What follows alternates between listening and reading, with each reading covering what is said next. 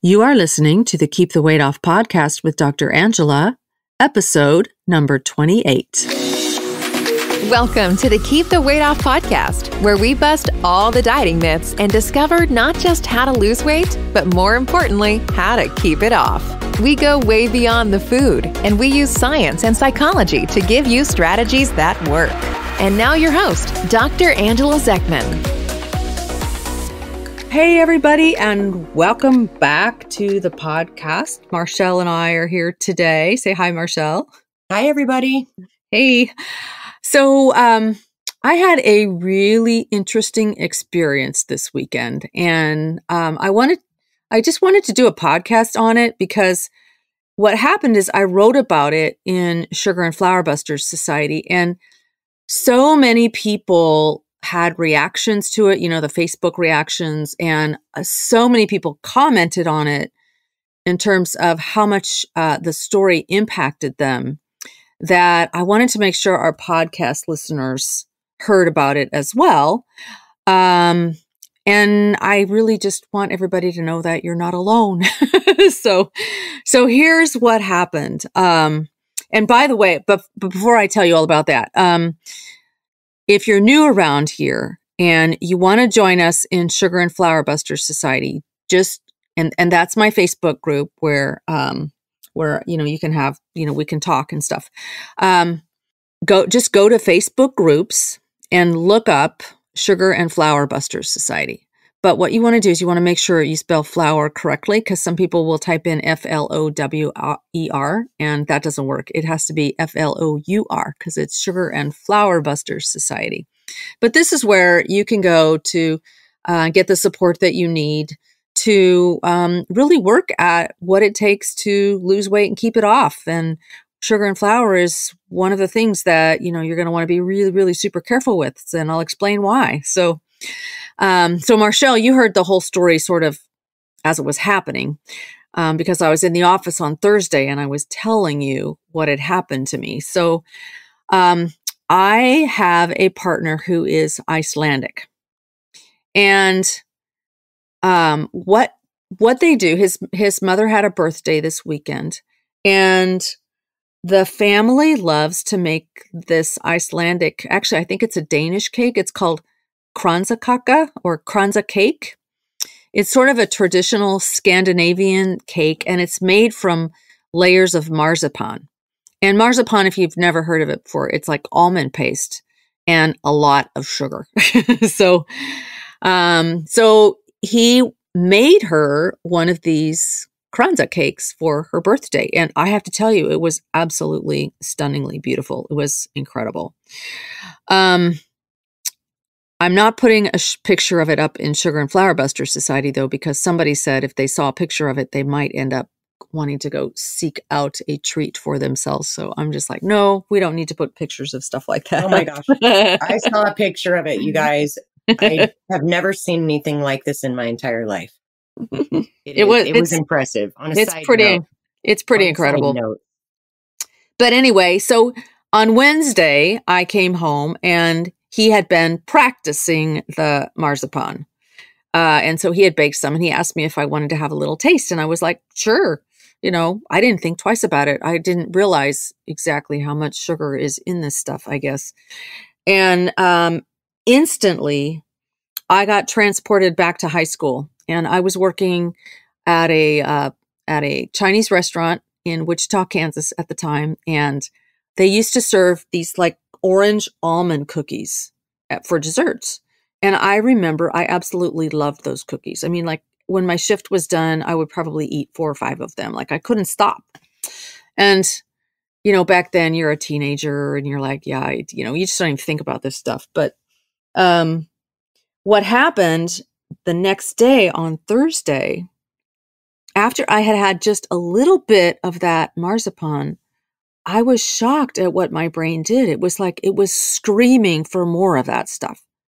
And you remember I told you, Marshall, on Thursday, I was like, I can't believe the cravings that this stuff has like put off in me.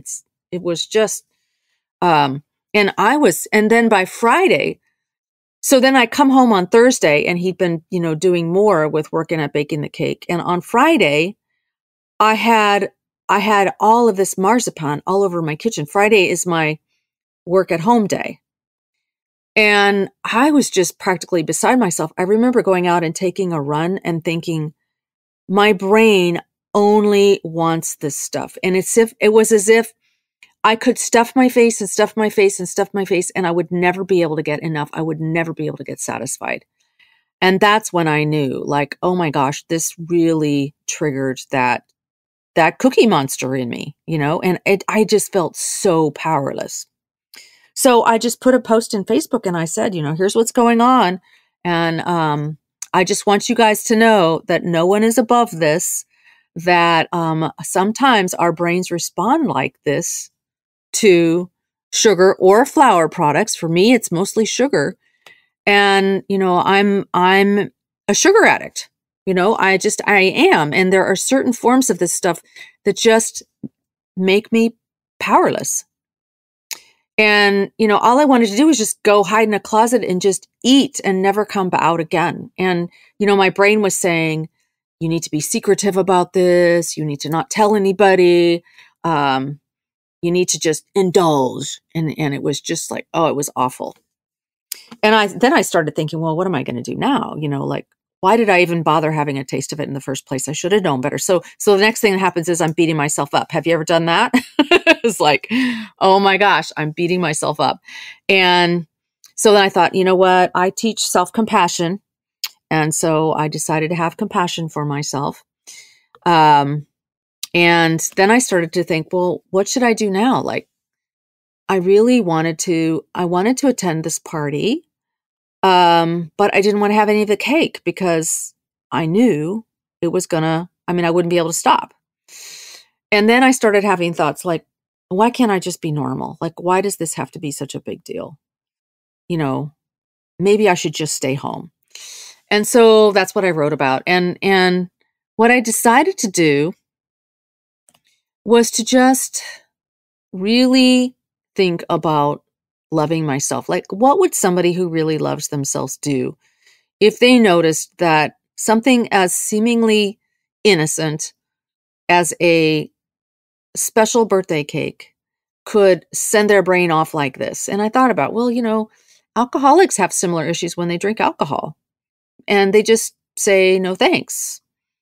And so what if I just went to the party and I just said no to the cake?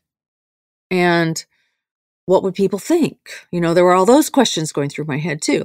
What would they think if I just said no to the cake? And I realized later that it was my addiction brain that was giving me all those thoughts, really, because my addiction brain's wanting me to eat it. What would they think if you don't have some? Can you kind of got that devil on your shoulder. So, it was so interesting though, because when I posted all of this on Facebook, people were just saying they could relate 100%. And one woman said she would relate 1,000%. So I think that this isn't as unusual as you would think. So, and just the idea that it felt so secretive, right? Have you ever experienced that where you just I just want to be in secret? Yeah, mine is usually with alcohol. Oh, yeah. Okay. I mean, just being honest, it's like for me, I think that when I'm looking for some satisfaction, like some instant pleasure, mine's usually like, oh, I'm going to go relax on the back porch with a beer. And I'm not saying that I'm not addicted to sugar. I am.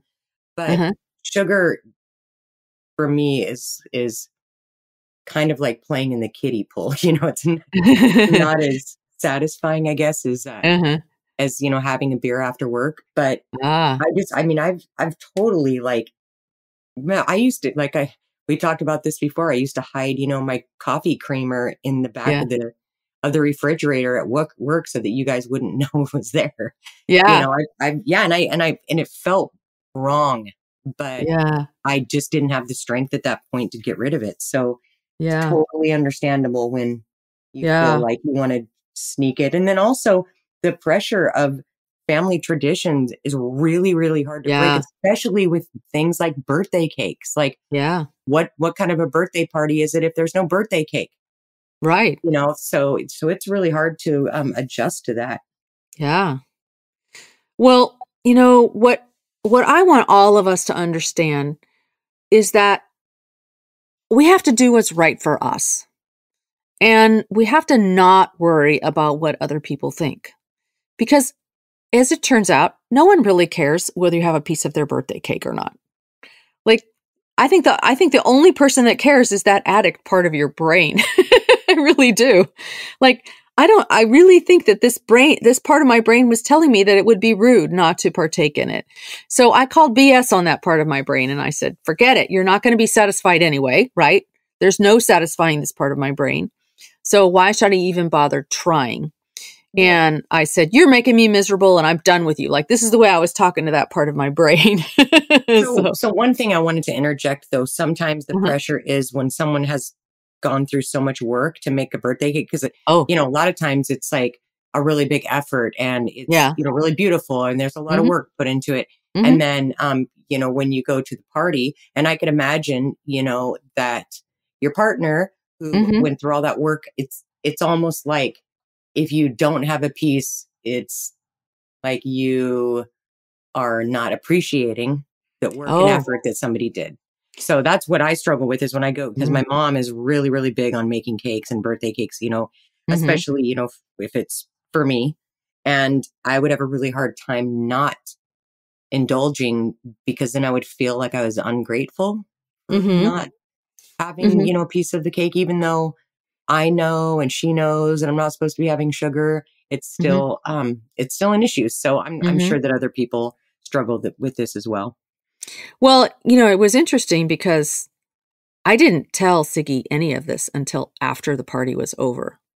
Oh, because I said nothing to him about any of this. I just didn't have a piece of the cake. I talked about how beautiful it was. I took pictures of it. I enjoyed it.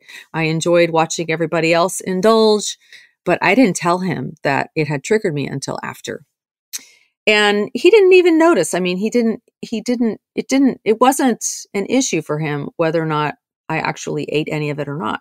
So that's the other thing. If there are people in your life who would feel bad if you just admired their beautiful work, their artistry, and didn't partake, that's one thing. I just think that it's beautiful artistry, and you can appreciate the artwork without actually indulging in the sugar.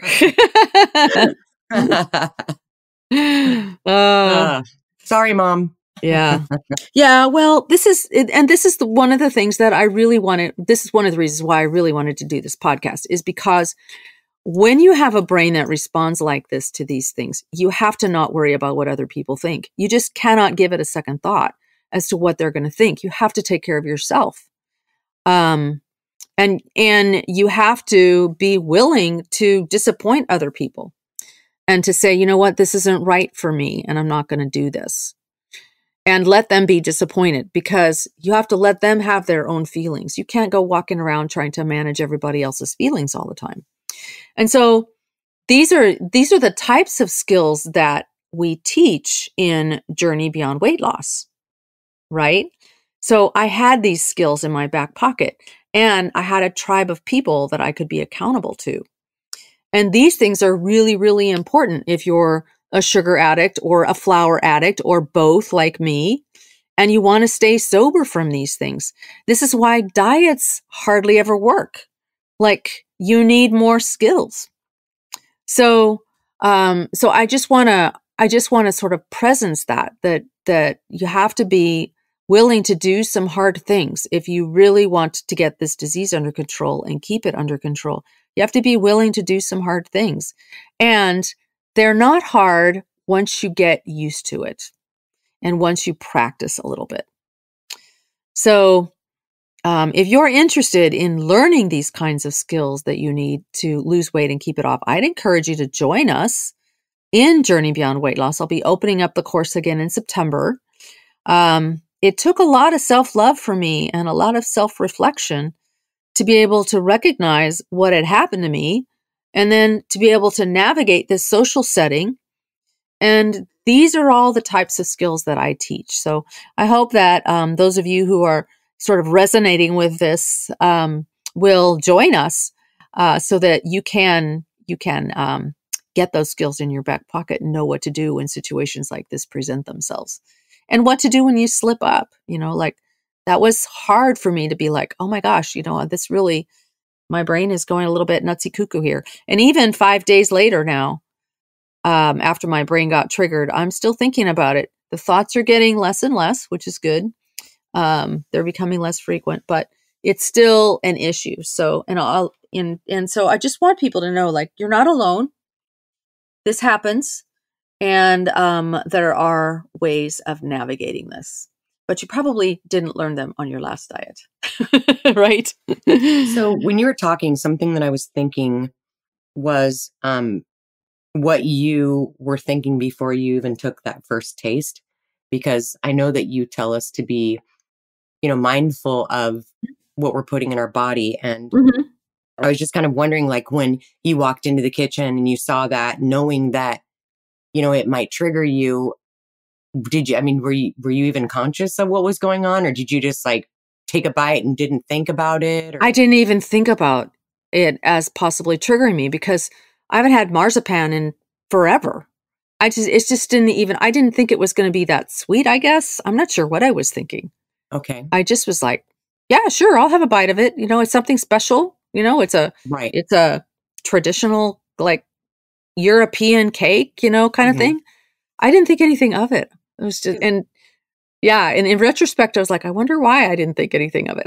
Yeah, I just that's didn't. what happens to me is when I have these relapses, it's in a moment where I'm kind of caught off guard in maybe a situation that isn't, well thought out, because, doing this kind of program, you sort of methodically plan your day, right? And you don't plan for every little thing that could happen, in every situation. And so whenever I've slipped, it just comes to me in that kind of a situation where I didn't even think about it until it was too late. And then the cravings happened, and then more cravings. And then I'm on this, this downward spiral of trying to get back, on the program, the program, and get back to eating right without eating sugar and flour.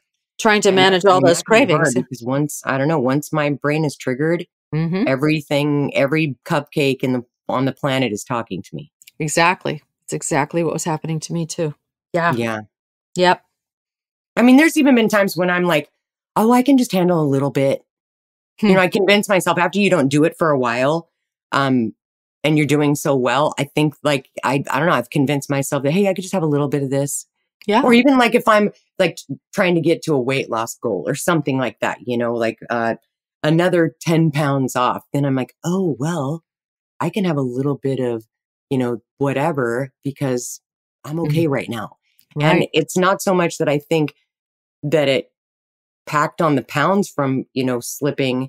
It was just the cravings that started after that was more detrimental. It wasn't like I gained a bunch of weight from having, hamburgers and fries on the weekend. No. But the cravings started, and and then you're like in this mental funk too, just trying to get yourself, back. And then, it can lead to other things, where I'm like, oh, well, I'm already off, so I might as well do this, and so it just leads to a bunch of really bad thinking. There's a psychological term for that. It's called the what the hell effect. Yes. Exactly. So you were experiencing that firsthand. Yeah, it's hard. I mean, and it's not just me. Like a lot of our patients that come in, they just ask me, they're like, how do you get motivated again? Because at this point, I just really don't give a shit. And I totally understand that way of thinking. Like I don't know, just sometimes we lose motivation. I don't know if it's like the toxic sugar that is, poison our brain and we lose motivation or whatever. But, it's hard. Well, I got to tell you, that part of my brain was just screaming for more. It was screaming at me I remember seeing you in the office. I mean, when I came back and I was talking to you, I could just tell like something was off, Something was off. Yeah, I could tell that something was on your mind. And Mhm. I mean, little did I know that you were wanting some more marzipan. But I can tell that your mind was focused on something else. So Yeah, it's funny that you told me the story. And even when you told me the story, I really kind of blew it off like, she took a bite of marzipan. What's the big deal? exactly. I didn't realize like that once it got in there, I mean, it became a thing that was at the forefront of your mind. I mean, even where it led you to take the time out to write, the post in Sugar and Flour Busters Mhm. Society, which I'm so glad that you did Yeah, because so many people responded to it and they must be going through the same thing or just relate to it. yeah, And it just needed to be talked about. yeah. So another thing I was thinking as you were talking, and I didn't want to interrupt you, was when you refer to yourself as like a sugar and flour addict, as if Ah, you're at the party and you're the sugar and flour addict, and you have to separate yourself. Who's not a sugar and flour addict? Is there anybody that's not a sugar and flour addict? I've never met one. oh, So it's almost like we're all sugar and flour addicts, but some of us are just maybe unaware. Some of us are, I don't know, just partaking unawarely. So I just don't. yeah. Well, I think everybody has a certain sensitivity, and there are people who they can have one cookie and not have their brain go nutsy cuckoo on them. You know, Wow. See, I've never met anybody like that. yeah. There are people who can just have a little bit and they're fine, and All it's right. not a problem. Um, there are people who will tell me, I don't like candy, I don't like sugary stuff, but give me the bread and the pasta or the salty, crunchy stuff. That's the stuff that really rings my bells. And once I get started eating that, I have a really hard time stopping. So I guess the question is just like, when you eat the stuff, what does your brain do? Like, that's what you want to be really cognizant of. If your brain is screaming at you to keep going and you can't stop, then it's triggering a huge dopamine response in you. And Right. that's what causes those tendencies towards addiction. So Well, that's it's why I almost call like, is that, the question is, what comes first, the chicken or the egg? I mean, is yeah. it my brain that has the thought and then I eat the stuff? Or do I eat the stuff and then my brain has the thought? Because for me, I mean, I don't even have to be, eating sugar and flour. I mean, I could have been detoxed from it and still, if something goes down, like I have a stressful day or something, Mhm. my brain goes to those thoughts, like, man, Mhm. I just wish I had some chips right now, or I just want a snack, Well, like I need a candy or so well, it's that's because your brain's already been conditioned and it knows that right. it's going to get a dopamine response from that stuff. So, Okay. Makes yeah. sense. Yeah. So, but, you know, the very first time you ever had it, um, you kind of Okay. your brain observed you having a big response to it, and then you knew, like, God, "Oh, it's so this." crazy that Mhm. probably happened to me literally when I was 8 months old. Yeah, And mhm. then That it took me until I was 48 years old to even figure that out. yeah, that's when it happens, and that's why I get so worried when I see grandparents, like, "Let's bake cookies with the grandkids," and I'm like, "Oh, man, they don't know what they're doing," you know? Right.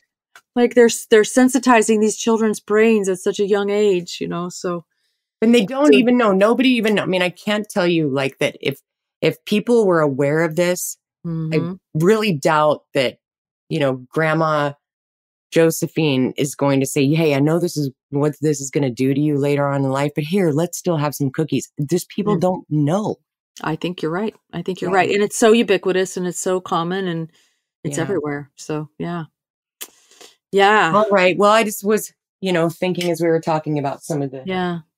some of these, I don't know, this stuff about addiction and sugar addiction and flour Mhm. addiction and kind of Yeah.